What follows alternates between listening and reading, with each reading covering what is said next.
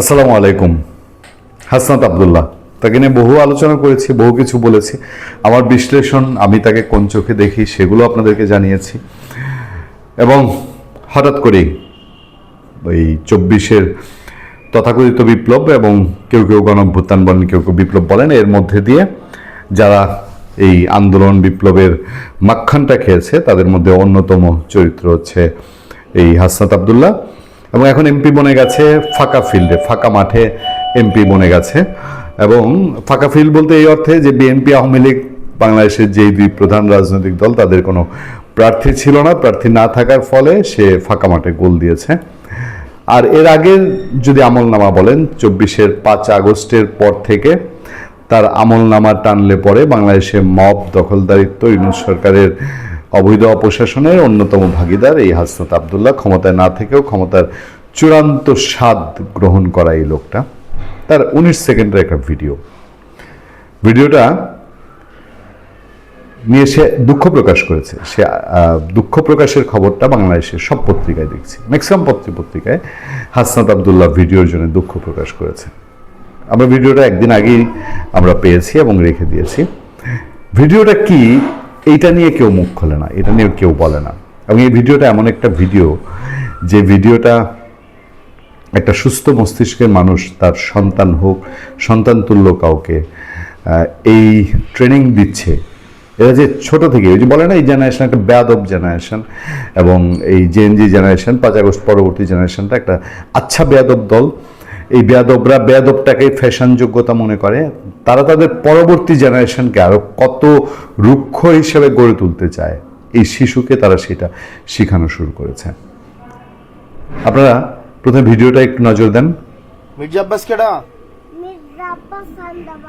মির্জা আব্বাস এই ভিডিওতে একজন পিতা তার সন্তানকে এগুলো শিখাচ্ছে, যে শিশুর এখনো পৃথিবীর রং বোঝার বয়স হয়নি, রূপ বোঝার বয়স হয়নি, ফুল চেনার বয়স হয়নি, তাকে হিংসাত্মক বক্তব্য শেখাচ্ছে।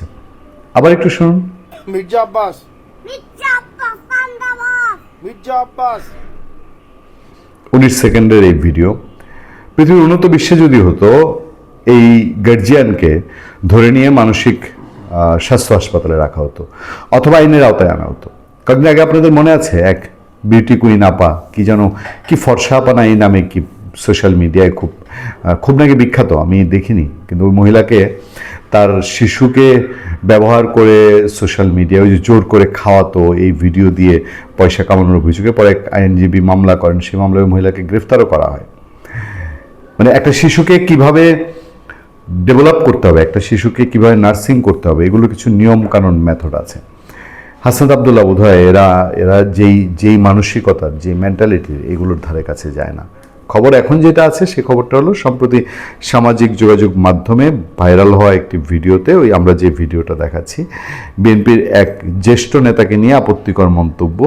ওই জ্যেষ্ঠ নেতার নামটা, মির্জা আব্বাসের নামটা পত্রপত্রিকা লেখা না, ম্যাক্সিমাম পত্রপত্রিকা এটাকে আড়াল করে গেছে। মির্জা আব্বাসের নাম যে সে তার শিশুকে ট্রেনিং দিচ্ছে হাসনাত, এবং একটি শিশুর উপস্থিতির ঘটনায় গভীর দুঃখ প্রকাশ করেছেন কুমিল্লা 4 আসনের নবনির্বাচিত সংসদ সদস্য, এনসিবির মুখ্য সংগঠক হাসনাত আব্দুল্লাহ। এটা হলো জাস্ট সমালোচনার মুখে দুঃখ প্রকাশ করা। কারণ হাস্যোজ্জ্বল মুখে একটা বাচ্চাকে সে মির্জা আব্বাস চাঁদাবাজ এই ট্রেনিং দিচ্ছে। হতেও পারে রাজনীতির মাঠে হাসনাত আব্দুল্লাহ 100 বার মির্জা আব্বাসকে সমালোচনা করুক, চাঁদাবাজ বললে বলুক, ডকুমেন্ট দিয়ে বলুক, ডকুমেন্ট ছাড়া বলুক, বা আমরা অনেক সময়ই বলি, ইলেকশনের আগে আমি বলেছি, মির্জা আব্বাস সম্পর্কে ঢাকার মানুষ বলেন, দেশের মানুষ বলেন, বা খিলগাঁও শাহজাহানপুরের মানুষ বলেন, কারণ যে খুব উচ্চ পর্যায়ের মূল্যায়ন ধারণা তা বোধহয় না। কিন্তু আপনি যখন একটা শিশুকে ট্রেনিং দিবেন, তখন এটা কতটা আপত্তিকর। বৃহস্পতিবার রাত 9:11 দিকে নিজের ভেরিফাইড ফেসবুক পেজে দেয়া এক বিবৃতিতে তিনি এই ঘটনার জন্য নিঃশর্ত ক্ষমা চান, এবং সেটার মধ্যে একটা চালাকি করেছে, একটা সাংঘাতিক চালাকি করেছে। আমি সেই চালাকিটা আপনাদের একটু জানাতে চাই। চালাকিটা খুব ইন্টারেস্টিং একটা চালাকি করেছে। চালাকির জায়গাটায় যাচ্ছি। একই সঙ্গে ভিডিওটি বর্তমান সময়ের নয় এবং নির্বাচনকালীন সময়ের বলে তিনি জানান। ফেসবুকে দেওয়া পোস্টে হাসনাত আব্দুল্লাহ লিখেছেন, সম্প্রতি একটি ভিডিও ছড়িয়ে পড়েছে যেখানে বিএনপির একজন সিনিয়র নেতাকে নিয়ে আমাকে আপত্তিকর মন্তব্য করতে দেখা যায়। ভিডিওটিতে একটি শিশুকেও কথা বলতে শোনা যায়, যা বিষয়টিকে আরও সংবেদনশীল করে তুলেছে। ভিডিওটি আসলে সম্প্রতি ধারণ করা নয়। চালাকিটা হচ্ছে এই জায়গায়, মানে এক্সকিউজগুলো কোথায় তুলেছে। এটি জাতীয় সংসদ নির্বাচনের প্রচারণার সময় একটি ঘনিষ্ঠ মহলের ক্লোজ গ্রুপের জন্য করা হয়েছিল। কোনোভাবে সেই গোপন গ্রুপ থেকে ভিডিওটি ফাঁস হয়ে গতকাল জনসমক্ষে আসে। তবে ক্লোজ ভিডিওতে করেছে, ক্লোজ গ্রুপে করেছে, সেই ক্লোজ গ্রুপে করা যায় যে শিশুকে এগুলো শেখানো। নিজের ভুল স্বীকার করে নবনির্বাচিত এই সংসদ সদস্য পোস্টে আরও বলেন, ভিডিওটির জন্য আমি নিঃশর্ত আন্তরিকভাবে দুঃখ প্রকাশ করছি। এই কাজটি করা কোনোভাবে উচিত হয়নি।